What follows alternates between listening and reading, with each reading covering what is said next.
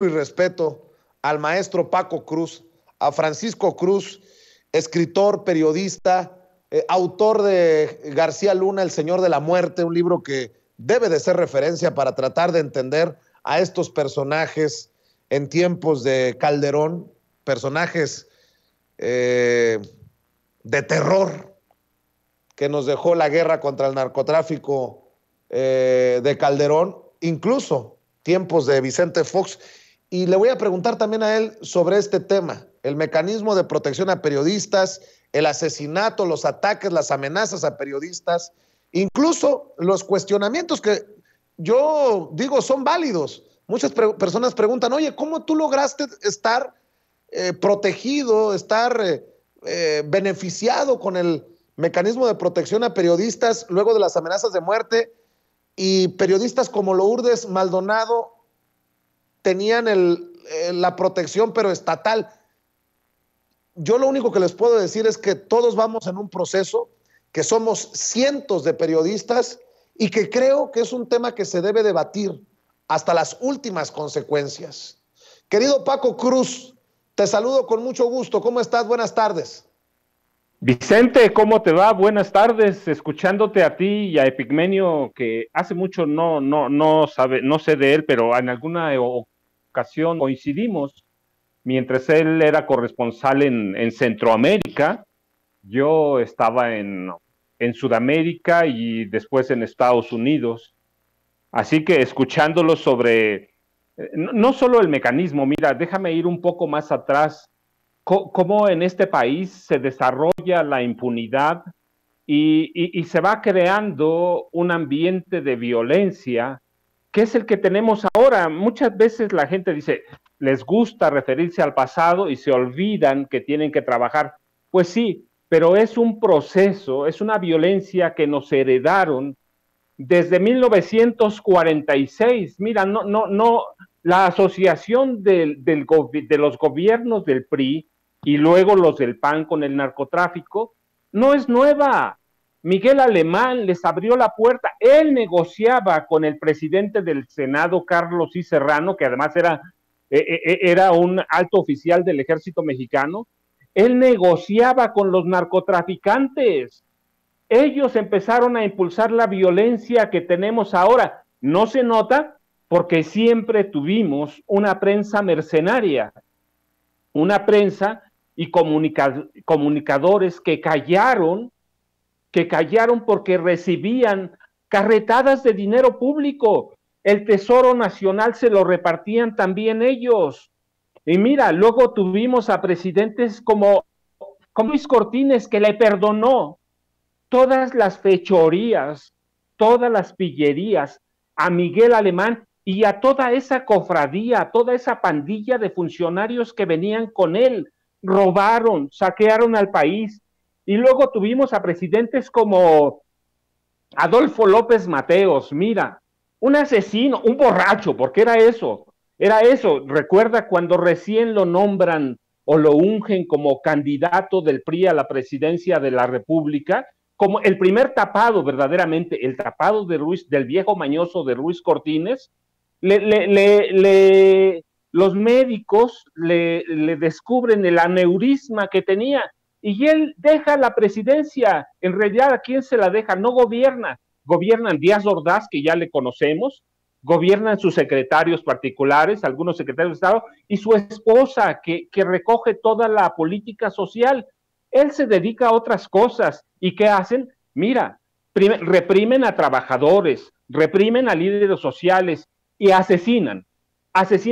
Aunque la mano para el asesinato, por ejemplo, de Rubén Jaramillo Menes, su esposa embarazada y sus 2 hijos, lleva al secretario de Gobernación, que era Gustavo Díaz Ordaz, que ya lo conocemos.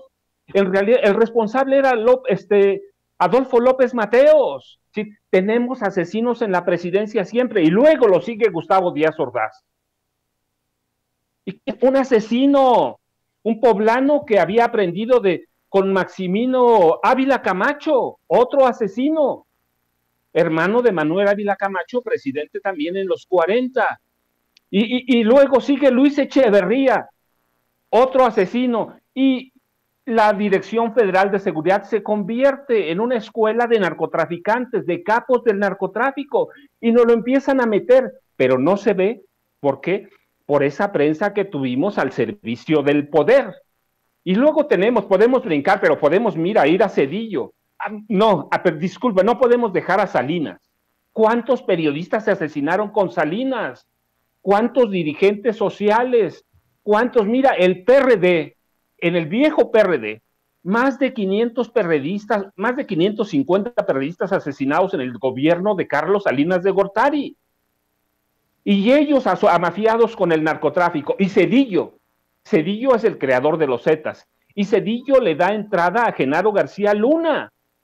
Genaro García Luna no nace con Calderón, ni nace con Fox, nace con Cedillo y con Salinas en el Centro de Investigación y Seguridad Nacional, en el CISEN, en el centro de la inteligencia de este país. Nace como un mafioso, como un criminal.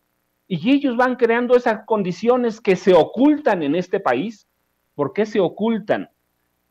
Poníamos comunicadores al servicio de ellos. Epigmenio ya lo decía bien, hay comunicadores que están enriquecidos brutalmente, no solo tienen casas en el extranjero, sus yates en Acapulco, tú los conoces, lo has publicado.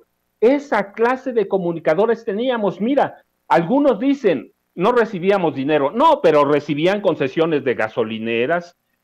Gobernación les pagaba a sus secretarios particulares, les pagaba a sus secretarias, les pagaba oficinas, y toda esa violencia contra los periodistas que no nace hoy, nace entonces, pero se oculta. Vivíamos un proceso de degradación permanente. Cuando el país cambió, y debo admitirlo, yo también, cuando yo estaba convencido que con Fox iba a cambiar, nos engañó.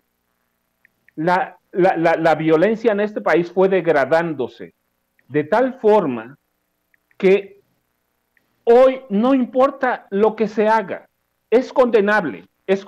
Ningún asesinato, mira, no solo el de Margarito Martínez o el de Lourdes Maldonado, ningún asesinato en este país se puede justificar, todos son condenables.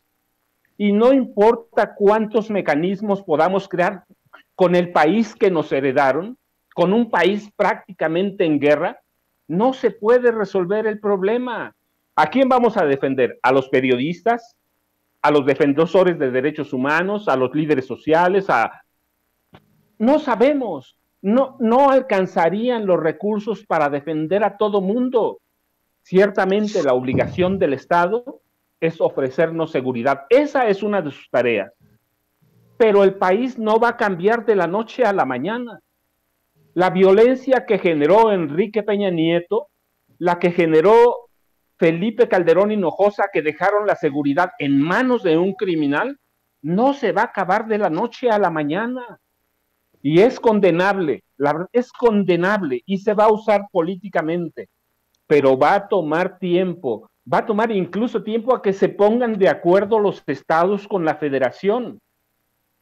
Yo, mira, no soy muy partidario de ese tipo de mecanismos porque no sirven de nada mientras no haya una reestructuración de los sistemas de justicia, mientras el sistema judicial proteja muchas veces a los delincuentes, mientras el sistema judicial o el poder judicial proteja a quienes no deben proteger, este país va a cambiar muy lentamente. Así que la impunidad es histórica, la violencia es histórica y no vamos a cambiar de la noche a la mañana. Hay que condenarlo, pero no solo el asesinato de los periodistas, de los líderes de derechos humanos o líderes sociales. Mira, hay que condenar todo eso, todos los asesinatos de un papá que tiene una tienda en la esquina y mataron a su hijo, de cualquiera, de un hombre que viaja en un microbús y lo asesina a un asaltante. Todo eso lo tenemos que condenar, pero ese es el país que nos heredaron. Ese es el país que dejó Peña Nieto, el que dejó Calderón, el que dejó Fox, el que dejó Cedillo, el que dejó Salinas. Entonces, Hoy tenemos un proceso de cambio que va a tardar, pero ya empezamos. Más de 30 millones de electores podemos equivocarnos, pero también podemos tomar los pasos adecuados para que este país siga cambiando. Perdón, Vicente, por todo eso, pero es que la violencia parece que nació ayer. No, la violencia en este país, la violencia promovida por el Estado que encabezaron los priistas y los panistas, se fomentó desde los 40. Así que eso fue haciendo una olla de presión que nos heredan y que claro que en un momento tiene que estallar con asesinatos como los de Margarito Martínez y como los de Lourdes Maldonado, que hay que condenarlo siempre. Entiendo la desesperación